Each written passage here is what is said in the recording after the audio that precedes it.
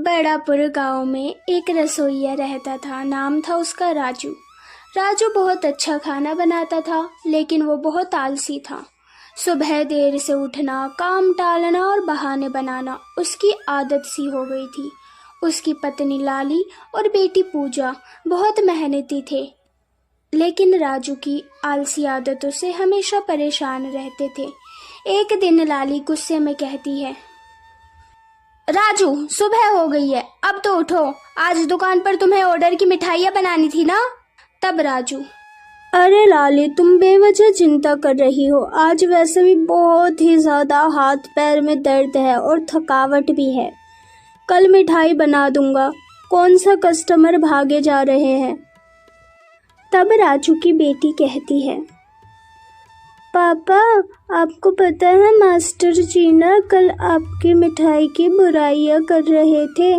कह रहे थे कि जो राजू हलवाइया है ना, वो बासी मिठाइयाँ सबको बेचता है।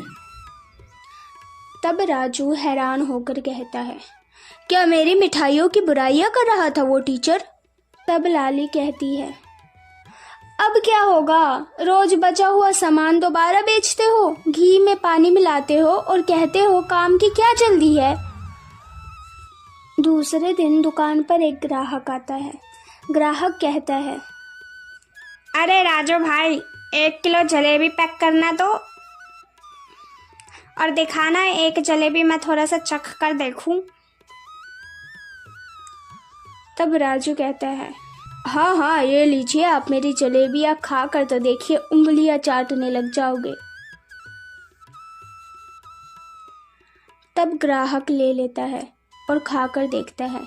तब कहता है, अरे राजू भाई, ये जलेबी तो कल की लग रही है। क्या तुम हमें बासी मिठाइयाँ बेच रहे हो। तब राजू घबरा कर कहता है, अरे नहीं नहीं भैया, बस थोड़ी सी हल्की सी कुरकुरी हो गई है। मैं भला तुम्हें बासी मिठाइयाँ क्यों बेचूंगा। ग्राहक तो देवता समान होते हैं, और भला भगवान को कौन बासी मिठाइयाँ खिलाएगा। ग्राहक, अच्छा ठीक है, तुम कहते हो तो मैं ले लेता हूँ, लेकिन अगर कुछ हुआ तो मैं तुम्हें छोड़ूंगा नहीं। अरे नहीं नहीं भैया, एक बार आप अपने घर वालों को मेरी मिठाइयाँ खिलाओगे, तब वो ना हमेशा आए दिन आप मेरी रोज दुकान पर आओगे मिठाइयाँ लेने। आज जलेबी ले जा रहे हो, कल गुलाब जामुन ले जाओगे। लोगों को ऐसे ही मस्का लगाकर राजू हलवाई अपनी सारी मिठाइयों को बेच देता है। कुछ देर बाद ही एक औरत राजू हलवाई की दुकान पर गुस्से में आती है।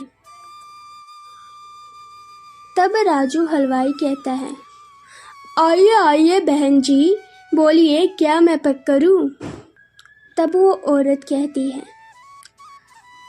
पैक तो तू कुछ मत कर, तेरी वजह से पता है मेरी बेटी की तबीयत खराब हो गई। तुझे तो मैं छोड़ूंगी नहीं। तू बासी मिठाइयाँ बेचता है और पैसे पूरे लेता है ग्राहकों से। मैं तेरे खिलाफ पंचायत बैठा रही हूँ, अब तू मुझे पंचायत में ही मिल। सुमित्रा पंचायत बैठाती है और मुखिया जी से कहती है, मुखिया जी, आपको पता है इस राजू हलवाई की दुकान से मैं जलेबी ले गई थी। जलेबी मैंने अपनी बेटी को दिया। मेरी बेटी ने जैसे ही खाया उसके पेट में बहुत ही ज़्यादा दर्द होने लगा। तब मैंने डॉक्टर को जल्दी से कॉल करा। तब डॉक्टर आए और डॉक्टर ने कहा कि ना इस फूड पॉइजनिंग हुई है। इसकी लापरवाही के चक्कर में, इसके आलस के चक्कर में मेरी बेटी के साथ ना जाने आज क्या हो जाता अगर मैंने डॉक्टर से नहीं दिखाया होता तो। तब मुखिया जी पूछते हैं, क्यों राजू हलवाई, ये क्या सच कह रही है सुमित्रा। तेरी मिठाइयों की वजह से इसकी बेटी की तबीयत खराब। तब राजू बोलता है, माफ़ कीजिए मुखिया जी, मैं आज के बाद कभी ऐसा नहीं करूँगा। ये सब मेरे आलस के चक्कर में हुआ है। ये बात सच है कि मैं सबको बासी मिठाइयाँ खिलाता हूँ और थोड़ा सा लालच के चक्कर में मैं मिलावट भी करता हूँ अपनी मिठाइयों में। मैं आज के बाद कसम खाता हूँ कि कभी भी कोई भी मिलावटी नहीं करूँगा। तुम सुनीता से माफ़ी मांगो, और आज के बाद अगर तुमने ऐसा दोबारा किया तो मैं तुम्हारी दुकान बंद करवा दूंगा और तुम्हें गांव से भी बाहर निकालूंगा। लाली, तुम सही कहती थी, मुझे तुम्हारी बात माननी चाहिए थी। मुझे अपना आलस मैं पहले ही छोड़ देता तो आज मेरे साथ ऐसा नहीं होता। मैं तुमसे माफ़ी मांगता हूँ लाली। और सुनीता बहन जी, मेरी वजह से आपकी बेटी की तबीयत ख़राब हुई, उसके लिए मैं बहुत ही ज़्यादा शर्मिंदा हूँ। प्लीज़ आप मुझे इस बार माफ़ कर दीजिए। मैं आपकी बेटी के सारे इलाज का पैसा मैं लौटा दूँगा आपको, जितना भी खर्चा आया है। आज के बाद मैं ऐसा कभी नहीं करूँगा मुखिया जी। हमेशा ताज़ा मिठाई बनाऊँगा और ईमानदारी से ही बेचूँगा। एक कहानी है गोलापुर नाम के गांव की, जहां पर मनोज अपनी बूढ़ी माँ के साथ रहता था। दोनों माँ बेटे बहुत मुश्किल से अपना घर चलाते थे। रोज़ मनोज दूसरों के खेत में खेती करता और उसकी माँ घर संभालती थी। एक दिन मनोज की माँ सुनीता कहती है, बेटा तू कब तक ऐसे दूसरों के खेत में मजदूरी करता रहेगा, तू अपना काम शुरू कर ले। मनोज, हाँ माँ, तुम सही कह रही हो। माँ, अब तुम ही बताओ मैं क्या काम करूँ। तब सुनीता, बेटा तू अंडा करी बहुत अच्छी बनाता है, तो मेरे हिसाब से तुझे इसकी दुकान खोल लेनी चाहिए।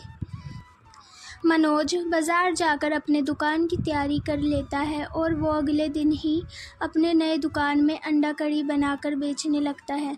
मनोज आवाज़ लगाते हुए कहता है, आ जाओ भैया, गर्मा गर्म अंडा कड़ी, एक बार खाओगे बाजार की भूल जाओगे, अच्छा ना लगे तो पैसे वापस। कुछ देर बाद मनोज की दुकान पर एक कस्टमर आता है और कहता है, अरे मनोज भाई, तुमने खेती छोड़कर अब अंडा कड़ी का बिजनेस चालू कर दिया? तब मनोज, हाँ भाई। तब कस्टमर कहता है, एक प्लेट देना अंडा कड़ी, टेस्ट कर कर देखो तो सही कैसा बना है।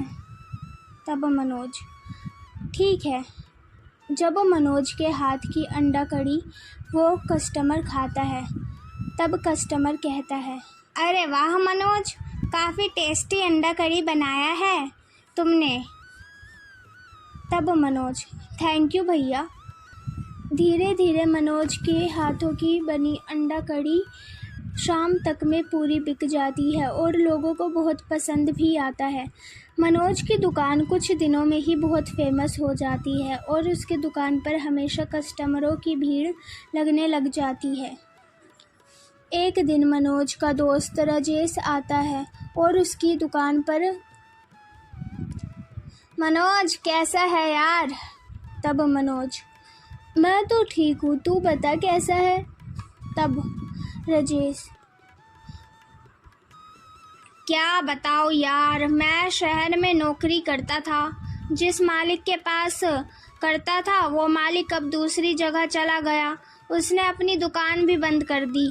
इस वजह से गांव में आया हूँ। अब ना तो मेरे पास नौकरी है और ना पैसों की बहुत दिक्कत भी है। तब मनोज, तू चिंता क्यों कर रहा है, मैं हूँ ना, तू आज मेरे साथ काम कर।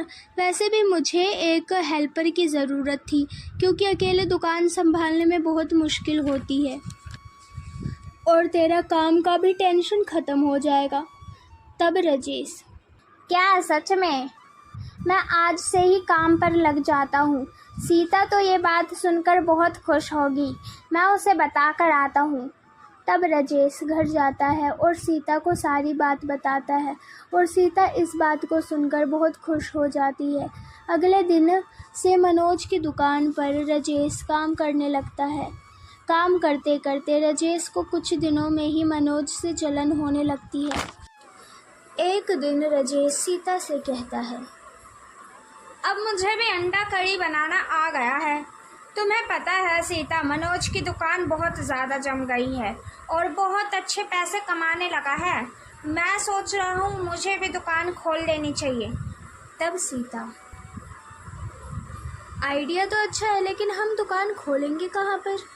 तब राजेश, मनोज की दुकान के सामने। वैसे भी अब उसने बहुत पैसे कमा लिए हैं, अब मेरी बारी है। तब सीता, उनके सामने हम दुकान अपनी खोलेंगे तो वो क्या सोचेंगे हमारे बारे में। तब राजेश गुस्से में कहता है, उसने मेरी कुछ मदद नहीं की है। मैं तो उसकी दुकान पर नौकर बनकर काम करता था, इसलिए वो मुझे पैसे देता था। मैंने उसकी दुकान पर काम किया, इसलिए उसकी दुकान और जम गई। तुम्हें कुछ नहीं पता है तो तुम चुप रहा करो। ऐसा कहकर अगले दिन ही राजेश अपनी नई दुकान खोल लेता है और अंडा कड़ी बेचने लगता है। मनोज से जलन के कारण राजेश कस्टमरों को बुलाने के लिए राजेश तेज आवाज में कहता है, मनोज की दुकान से भी स्वादिष्ट अंडा कड़ी, एक बार खाओगे भूल जाओगे बाजार की अंडा कड़ी। लेकिन मनोज को इन बातों से कोई फर्क नहीं पड़ता। कुछ देर बाद एक कस्टमर राजेश की दुकान पर आता है और कहता है, भाई 1 प्लेट अंडा कड़ी देना। तब राजेश, हाँ ये लीजिए भाई। खाने के बाद में कस्टमर कहता है, इसमें तो बहुत मिर्ची है, तुम्हें बनाना नहीं आता क्या? ऐसे बोलकर वो कस्टमर चला जाता है।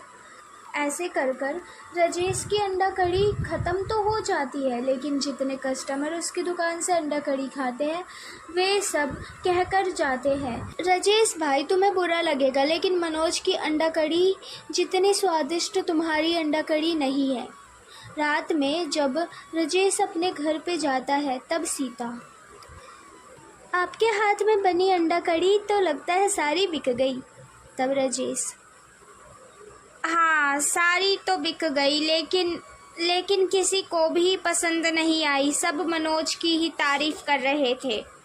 तब सीता, मैं तो कहती हूँ आप मनोज भैया से माफ़ी मांग लीजिए, वो माफ़ भी कर देंगे और उनके पास कुछ दिन और रहकर काम सीखकर दूसरी अच्छी जगह हम अपनी दुकान खोल लेंगे। तब राजेश, हाँ तुम ठीक कह रही हो। अगले दिन ही राजेश अपनी दुकान बंद कर कर मनोज की दुकान पर जाता है और मनोज से कहता है, सॉरी मनोज भाई, मैंने जलन के चक्कर में तेरे सामने ही दुकान खोल ली।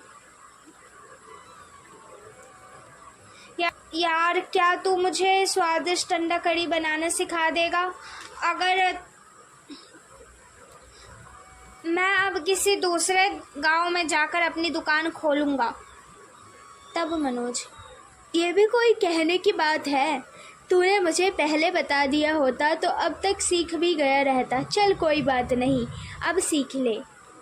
तब राजेश, थैंक यू यार, तू मेरा सबसे अच्छा दोस्त है।